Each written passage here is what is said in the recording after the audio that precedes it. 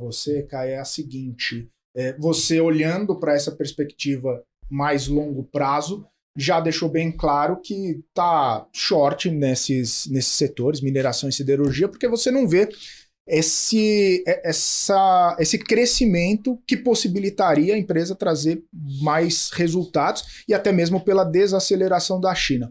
A gente sabe que, principalmente quando a gente fala de economia e tudo mais, tem toda a questão do ciclo do mercado e que hoje está ruim, amanhã pode estar bom e vai tendo essas mudanças. Até mesmo, hoje a gente está num cenário bem problemático lá na China, com a questão de hipoteca, com a questão da crise na construção, com a questão também de eleição lá na China, que embora seja um partido único ali, a gente sabe que a eleição acaba movimentando os ânimos e as expectativas. Mas olhando para frente, a China já sinalizou que tem um pacote ali que pode colocar mais de 40 bilhões de dólares para estimular, inclusive. A China não deixou a Evergrande quebrar, porque traria consequências. Tem os pacotes do Biden lá de infraestrutura e tudo mais. Nem isso acaba trazendo um certo otimismo, nem isso acaba trazendo, de repente, até um certo pensamento que lá na frente pode ter alguma coisa boa aí nesse setor? Olha, eu vou responder por dois ângulos. Assim. O primeiro é que são ciclos, como você mesmo disse. Então, sem dúvida alguma, eu não acho que vá ladeira abaixo para sempre. Tá. Retoma em algum momento. Mas você tem que entender que a gente está justamente num momento de... Eu acho que tem espaço para cair ainda. Tá? Você olha, o cobre foi de 10 mil dólares para 8 mil dólares a tonelada. O minério de ferro caiu já um pouco. Mas eu acho, a questão, quando a gente olha o ciclo, basicamente o ciclo vai subir e descer. Você quer estar long, você quer estar comprado nas empresas, bom, obviamente todo mundo quer acertar o pontinho de baixo na hora que a curva faz a inflexão. O fundo do fundo. O fundo do poço ali, né? Mas ainda que você não vá acertar nunca, você quer estar próximo do ponto de inflexão, né? Preferencialmente já na subida, né? Para você não pegar nem a descida, no começo da subida. Nossa perspectiva é que a gente não está nesse momento do ciclo ainda. Então, óbvio, sem dúvida alguma, em algum momento a gente vai virar. Tá. Então a gente só acha que a gente ainda está na queda. Tem ainda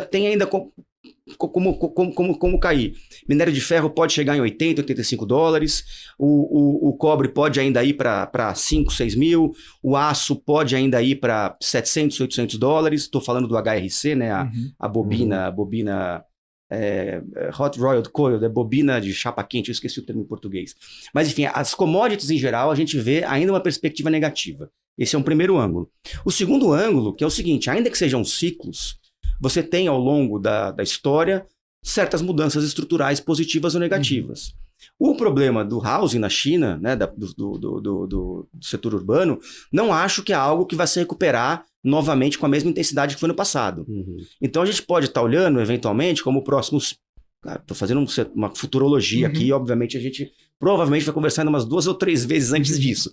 Mas a gente pode estar numa perspectiva dessas commodities ligadas ao crescimento chinês não terem mais um pico de ciclo como foi o passado recente. Porque a gente vê o setor de housing na China com problemas de mais longo prazo. Né? Não é uma coisa tão simples assim.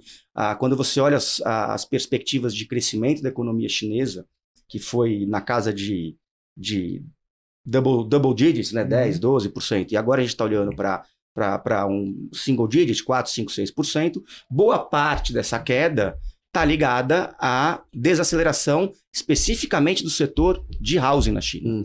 Então a gente pode ver uma mudança, tem um limite, né? Aquilo que a gente falou da urbanização, dos novos bairros, existiu um processo de urbanização muito grande, que era a migração da população rural para a população urbana. Né? Isso tem um limite, obviamente, chega uma hora que estabilizou, não tem mais tanta gente querendo migrar, não tem. Obviamente o país também precisa de um setor rural robusto, pujante. A China é um grande produtor de commodities agrícolas também. Aqui eles consomem todas as que ele produzem, mas são grandes produtores das commodities agrícolas. Então, assim, esses dois pontos. Eu acho que a gente não está no ponto ainda de virar mão. Tem ainda, piora um pouco ainda antes de começar a melhorar. E essa melhora pode ser numa escala um pouco menor do que a gente viu recentemente. E esse pessimismo, pelo menos a curto prazo, em relação às commodities, Caio, é mais mineração, siderurgia ou não? Se estendem a todas as commodities? Eu acho que mineração, minério de ferro, cobre e siderurgia, eles têm um mesmo driver em comum da visão negativa, que é a China e a recessão global. A gente também é negativo em petróleo, por exemplo, mas por uma dinâmica um pouco diferente. Está ligado um pouco a essa demanda, essa queda de demanda. A China é muito importante no petróleo, mas o Ocidente acaba tendo uma importância grande, que não tem tanto assim no aço ou no cobre. Mas aí acaba tendo a recessão global, a gente vê uma característica aí de substituição do petróleo, que eventualmente... A Rússia não parou de fornecer petróleo, mas me parece claro que o mundo não vai querer mais depender desse fornecimento tão grande.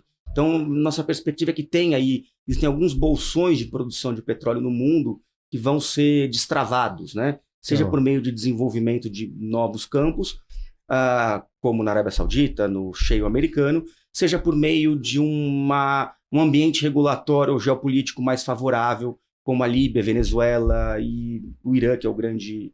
Então, assim, commodities de uma forma geral, a gente está negando...